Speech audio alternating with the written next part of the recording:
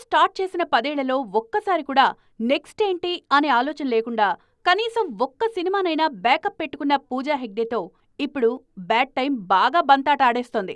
తెలుగులో ఈమె చేతిలో ఒక్క సినిమా కూడా లేదిప్పుడు. తమిళంలో మాత్రం రజనీకాంత్ కూలీ, విజయ్ జననాయగన్, లారెన్స్ కాంచనా 4 సినిమాలతో బిజీగా ఉన్నారు పూజ. పూజా హెగ్డే మాత్రమే కాదు, సాయి పల్లవి పరిస్థితి అలాగే ఉందిప్పుడు. కాకపోతే ఈమెకు తెలుగులో ఛాన్సులు బాగానే వస్తున్నా ఈమె ఒప్పుకోవట్లేదు. తండేల్ తర్వాత పూర్తిగా రామాయణపై ఫోకస్ చేశారు సాయి పల్లవి. హిందీ సినిమాలు మాత్రమే సైన్ చేస్తున్నారు.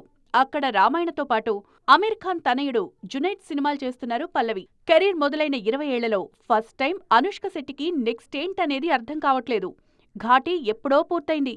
మలయాళంలో ఖతనార్ సినిమా చేస్తున్నారు. కానీ తెలుగులో మాత్రం స్వీటీ నెక్స్ట్ ప్రాజెక్టుపై క్లారిటీ లేదు. సమంత సైతం నెక్స్ట్ ఏంటి అనేది చెప్పట్లేదు.